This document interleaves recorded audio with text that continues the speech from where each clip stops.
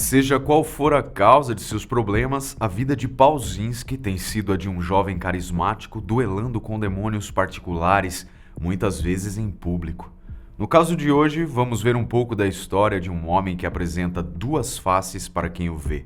A de um doente mental que necessita de cuidados e apoio daqueles que o amam, e a de um criminoso violento e que usa de seus problemas para machucar aqueles que ele diz amar. Qual das duas faces será a verdadeira? Vamos tentar entender no vídeo de hoje. Eu sou o Marco, sejam todos muito bem-vindos. Se gostar do conteúdo, clique em gostei, verifique sua inscrição no canal e, se puder, entre para o nosso time de membros. Recados dados, vamos aos fatos.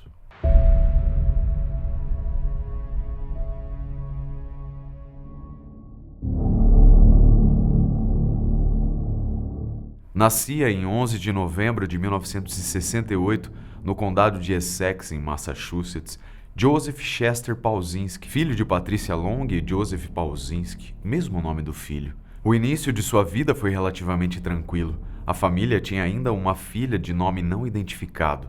Segundo relatos, apesar do pai não ser muito presente na vida familiar, Patrícia conseguia manter a paz e prover o que era necessário aos filhos, sendo sempre muito amorosa e prestativa. As crianças eram como quaisquer outras, ativas, carinhosas e comuns.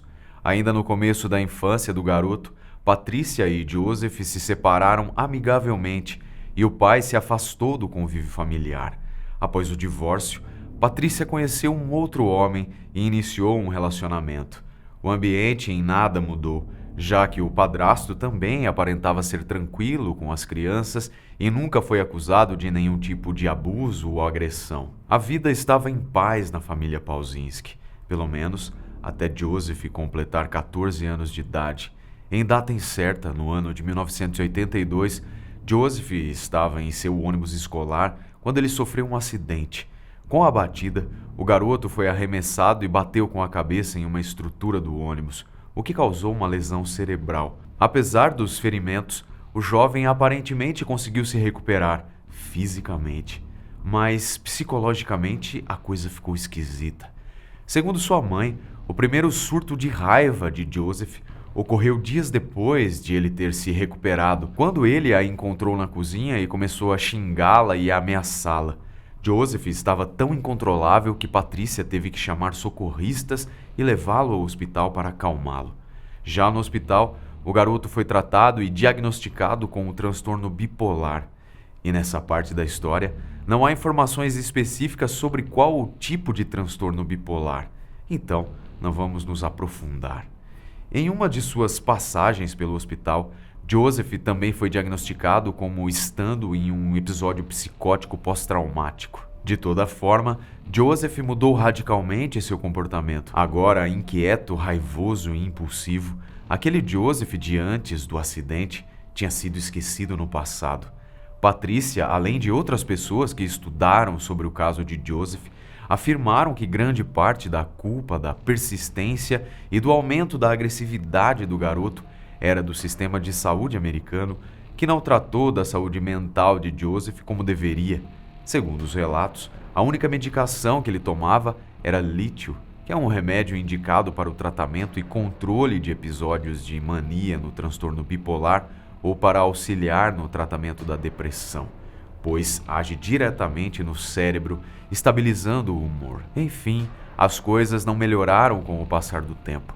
Perto de completar seus 17 anos, a irmã de Joseph sofreu um acidente de carro e não resistiu aos ferimentos. Ao decorrer do restante de sua vida, Joseph insistia no fato de que não tinha nada de errado com ele depois do acidente aos 14 anos, mas que tudo mudou depois da morte da irmã.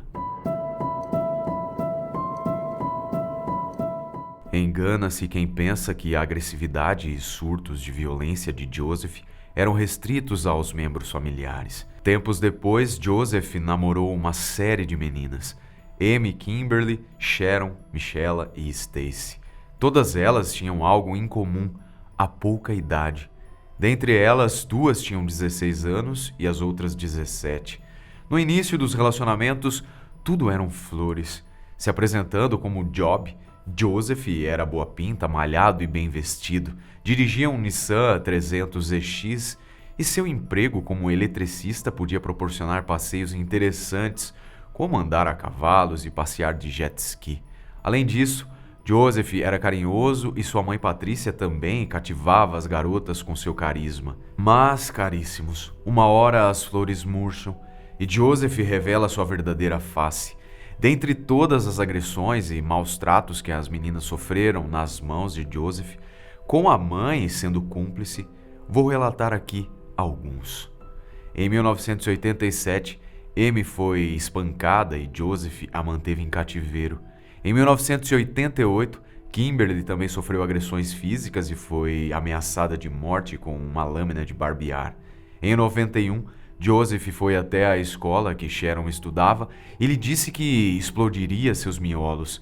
Já em 1992, uma garota até então desconhecida também foi agredida por Joseph. Em 25 de dezembro de 95, Michela estava na casa de Joseph quando foi vítima de sufocamento e sua cabeça foi batida por diversas vezes na parede do banheiro. Já era 96 quando Joseph agrediu Stacy, agarrou a jovem pelo pescoço e ameaçou jogá-la de uma varanda.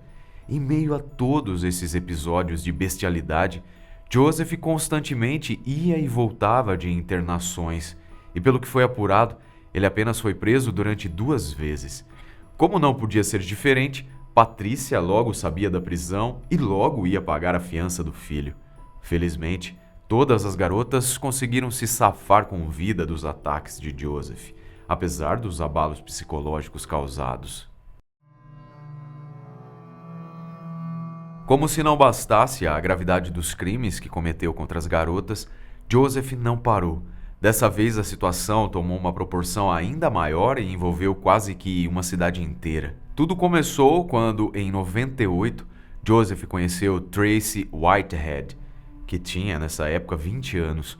Contrapondo-se à vida de Joseph, a vida de Tracy não era lá muito fácil.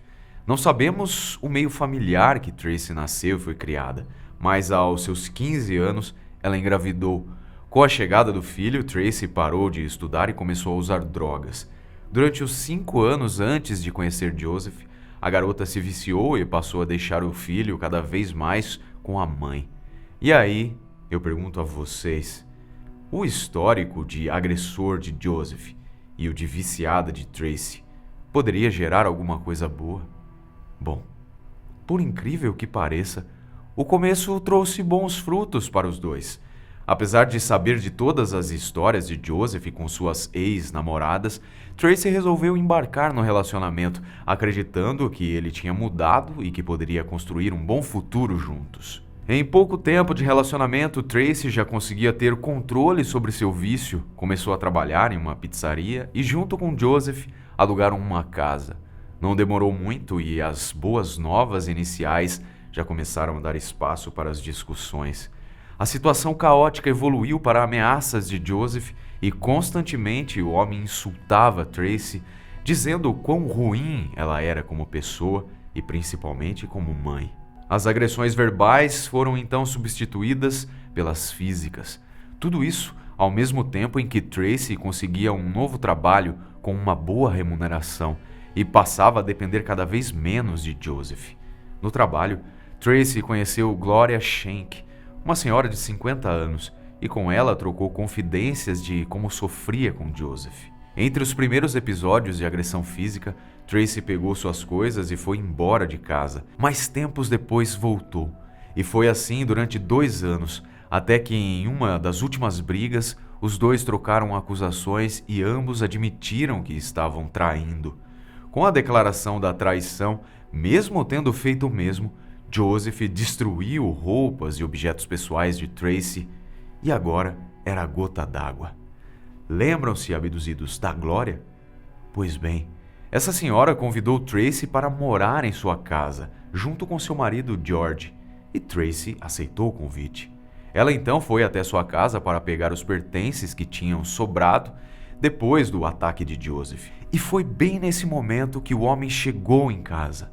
Ao perceber as intenções de Tracy, Joseph a agrediu e a forçou a ligar para Gloria, dizendo que tinham conversado tranquilamente e decidido que continuariam juntos. Só que Gloria já era uma mulher vivida.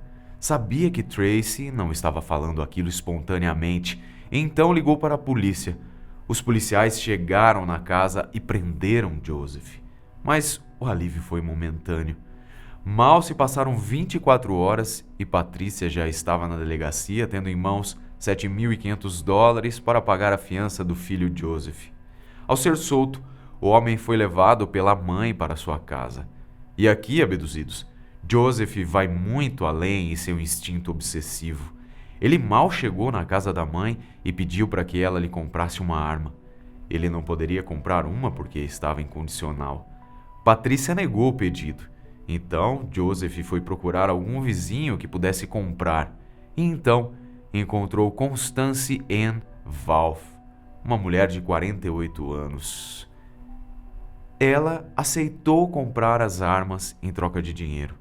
Então, munido com um rifle e uma espingarda, em 7 de março de 2000, Joseph entrou no carro de sua mãe e dirigiu até a comunidade Bowsley Quarters, em Maryland. O destino? A casa de Gloria Schenck.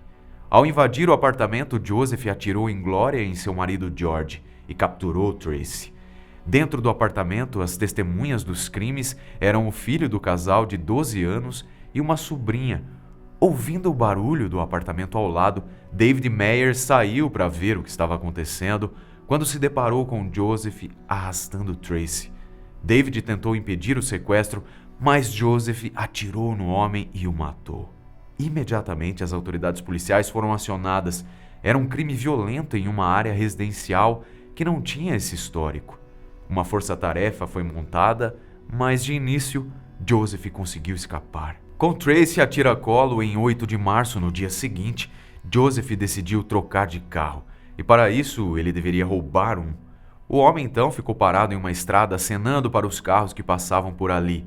Em um deles estava Jennifer Lynn e Thomas, que apesar de não terem parado, tiveram seu carro alvejado por Joseph.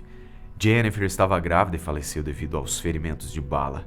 Ele também atingiu um outro carro e dessa vez acertou Gregory Sims, um menino de 2 anos.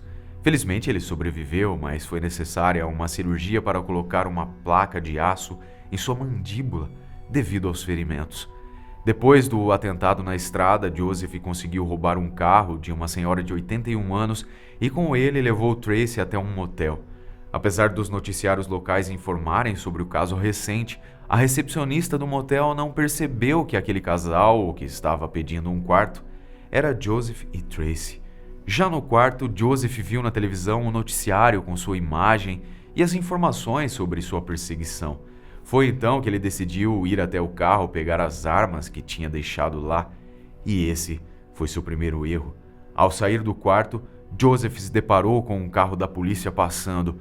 Os policiais o notaram, mas o criminoso conseguiu correr. Tracy percebeu a movimentação e correu em direção aos policiais. Infelizmente, dessa vez, Joseph conseguiu escapar. Em sua fuga, ele invadiu uma casa e fez uma família de refém, e ali ficou até o dia 10, quando fugiu para o estado da Virgínia. No caminho, Joseph sequestrou William Terrell, obrigou o homem a levá-lo a Baltimore e comprar comida, kit de sobrevivência, rádios e outras coisas.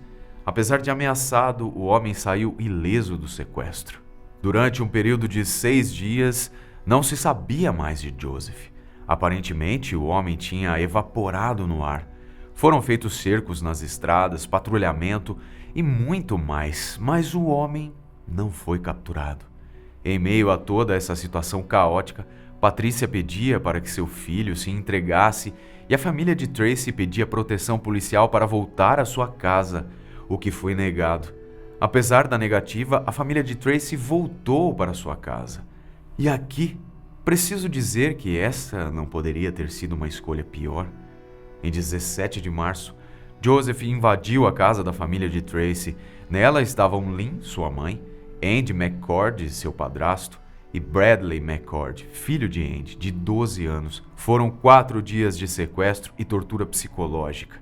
No dia 19, deu alguns tiros de advertência que não atingiram ninguém, mas fez com que a polícia evacuasse os moradores locais.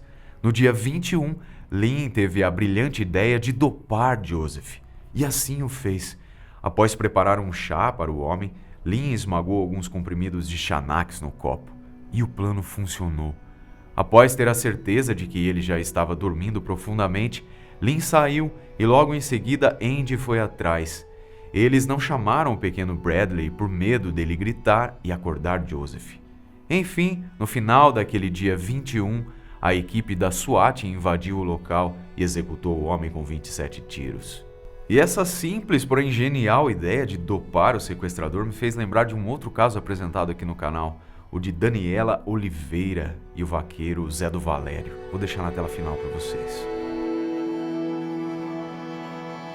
Era o fim de Joseph, e o caso não se encerrou somente com a morte do homem. Lembram-se da mulher que comprou as armas para ele? Constance. Ela foi condenada pela compra das armas de fogo para um criminoso condenado e ficou presa por 1 ano e 4 meses. Além do mais, ela foi obrigada a indenizar a família das vítimas fatais no valor de $100 mil. Outras indenizações foram pedidas também, como por exemplo, pela família de Tracy contra o Estado por terem negado a proteção policial. Mas, apesar de não termos encontrado nada que confirme que a indenização já foi paga, espera-se no mínimo que sim. E o que transformou o garoto Joseph, aparentemente uma pessoa normal, em um impiedoso e frio assassino? Se tiver alguma teoria, deixe aí nos comentários. Esse foi o caso de hoje, muito obrigado por assistir e até o próximo vídeo.